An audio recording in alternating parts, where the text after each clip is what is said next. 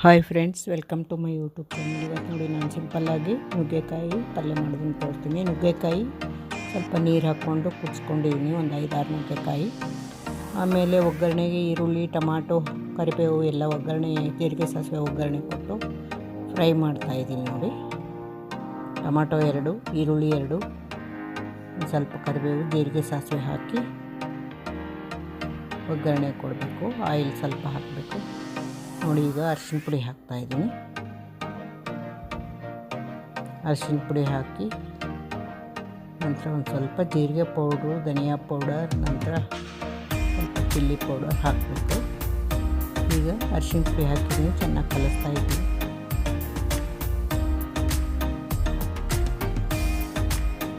ಇದು ನುಗ್ಗೆಕಾಯಿ ಪಲ್ಯ ಕೂಡ ತುಂಬ ಟೇಸ್ಟಿಯಾಗಿರುತ್ತೆ.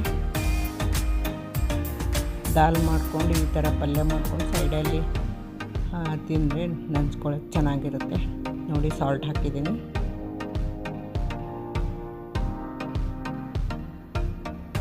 ಮಸಾಲೆ ರುಬ್ಬು ಕೂಡ ಮಾಡ್ತಾರೆ. ನಾನು ಹಾಗೆ ಸಿಂಪಲ್ಲಾಗಿ ಈ ಥರ ಮಾಡಿದರೆ ಬೇಗನೆ ಆಗುತ್ತೆ.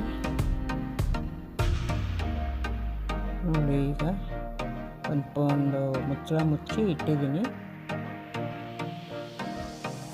ಹಾಗೆ ಸಿಮ್ಮಲ್ಲಿ ಒಂದು 3 ನಿಮಿಷ ಇಡಬೇಕು. ಹಾಗೆ ಹೊರಗಡೆ ಬಂದು ಹತ್ತಿ ಗೂಡು ಕಟ್ಟಬೇಕು. ಇದು ಆರ್ಟಿಫಿಷಿಯಲ್ ನಾವು ತಂದಿಟ್ಟರೆ ಅದರಲ್ಲಿ ಆ ಗೂಡಲ್ಲಿ ಹಕ್ಕಿಗಳು ಬರಲ್ಲ.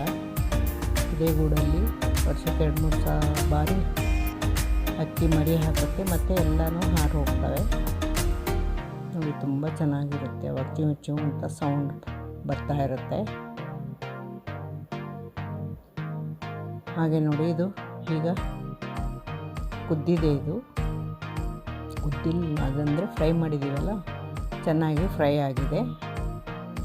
ಇದಕ್ಕೆ ನೀರು ಹಾಕೋ ಅವಶ್ಯಕತೆ ಇಲ್ಲ. ಟೊಮಾಟೊ, ಈರುಳ್ಳಿನಲ್ಲಿ ನೀರಂಶ ಇರುತ್ತಲ್ಲ, ಚೆನ್ನಾಗಿ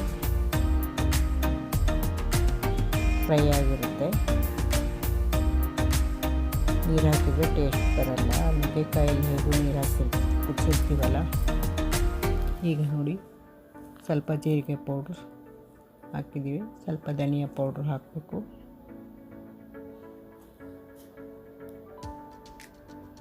ಚಿಲ್ಲಿ ಪೌಡರ್, ಈ ಧನಿಯಾ ಪೌಡ್ರ್ ಹಾಕಿ ನಂತರ ಖಾರದ ಪುಡಿ ಹಾಕ್ತಾಯಿದ್ದೀವಿ. ಜಾಸ್ತಿ ಏನು ಹಾಕೋದು ಬೇಡ, ಹಾಫ್ ಸ್ಪೂನ್ ಹಾಕಿದರೆ ಸಾಕು.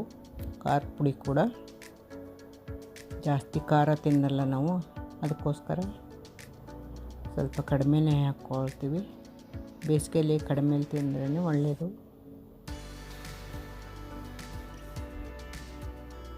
ನೋಡಿ, ಇದು ಚೆನ್ನಾಗಿ ಎಲ್ಲ ಫ್ರೈ ಆಗಿದೆ.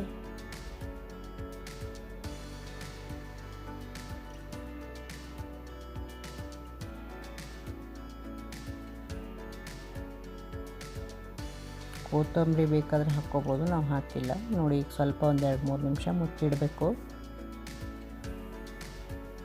ನೋಡಿ, ಈಗ ನುಗ್ಗೆಕಾಯಲ್ಲಿರೋ ನೀರೆಲ್ಲ ಬಸ್ತಿದೆ, ಎಲ್ಲ ತೆಗೆದುಬಿಟ್ಟಿದ್ದೀವಿ ನೀರು.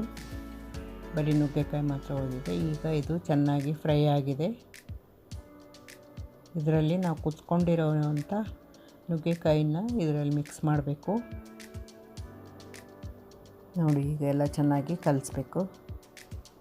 ನುಗ್ಗೆಕಾಯಿಯಲ್ಲೇ ನೀರಿನ ಅಂಶ ಸ್ವಲ್ಪ ಇರುತ್ತೆ.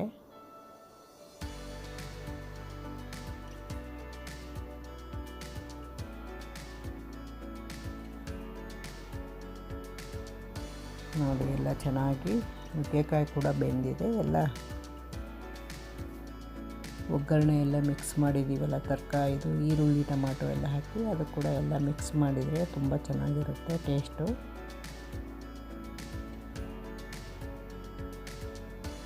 ಆಲ್ಮೋಸ್ಟ್ ಆಲ್ ಆಗಿದೆ. ಈಗ ನನ್ನ ಚಾನಲ್ನ ಇದುವರೆಗೂ ನೋಡಿದ್ದಕ್ಕೆ ಥ್ಯಾಂಕ್ ಯು ವೆರಿ ಮಚ್. ಹಾಗೆ ನನ್ನ ಚಾನಲ್ ನೋಡ್ತಾ ಇರಿ. ನೋಡಿ, ಈಗ ರೆಡಿಯಾಗಿದೆ. ಅನ್ನದ ಜೊತೆ ದಾಲ್ ಹಾಕ್ಕೊಳ್ತೀವಿ, ಅಥವಾ ಪಲ್ಯ, ಅಥವಾ ಅದ್ರ ಜೊತೆಗೆ ರಸಮ್ ಕೂಡ ಮಾಡಿರ್ತೀವಲ್ಲ, ಅವಾಗ ಇದನ್ನು ಹಾಕ್ಕೊಂಡು ತಿಂದರೆ ತುಂಬ ಚೆನ್ನಾಗಿರುತ್ತೆ. Thank you very much.